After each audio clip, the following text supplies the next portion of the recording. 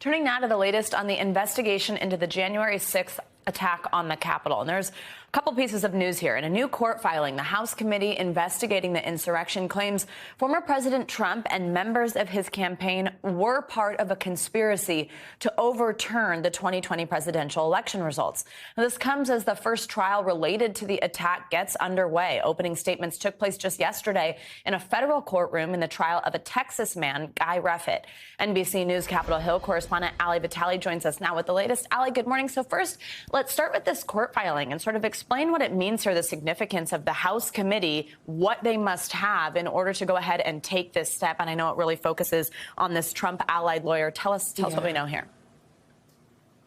Yeah, Savannah, this is major. There's no other way to put it. Technically, it's a court filing trying to get the documents of John Eastman, who was a Trump ally who was advising him on ways that he could help to overturn the election results.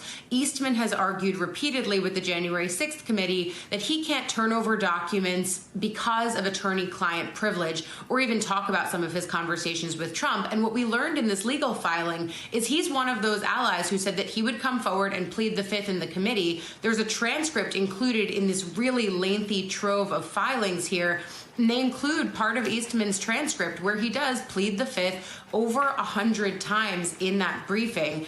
But what's really stunning here is the part of the filing where they say that they believe that former President Donald Trump and others committed conspiracy to defraud the United States. I want to read just a little piece of that filing where they say the Select Committee has a good faith basis for concluding that the president and members of his campaign engaged in a criminal conspiracy to defraud the United States.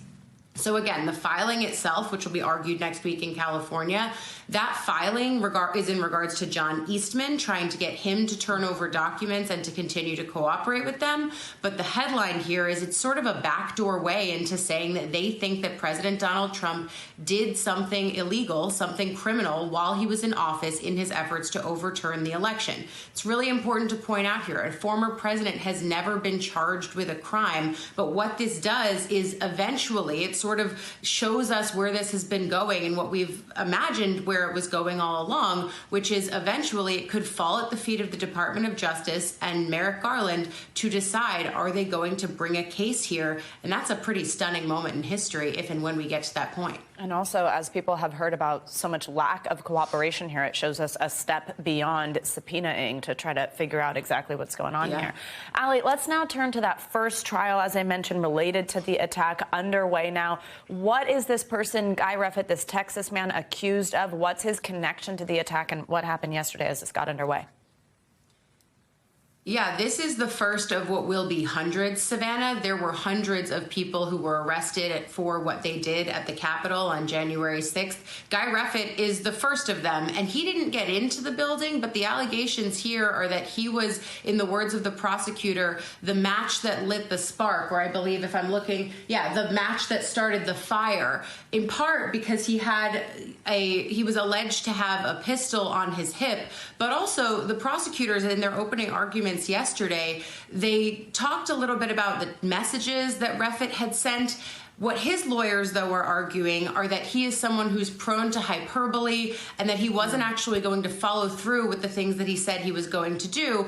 And it really does lay the groundwork here because it's the first, watching the ways in which both the government argues its case, using so much of the evidence that they have from messages from these folks, but also video evidence of what was happening on that day. And then, of course, the way that the defendants end up arguing their cases here as well, really important as we're about to see hundreds of these go forward over the course of the next few months and years. Hundreds. So much to watch for. We know you'll keep us updated. Ali Vitali, thank you so much. Thanks for watching our YouTube channel. Follow today's top stories and breaking news by downloading the NBC News app.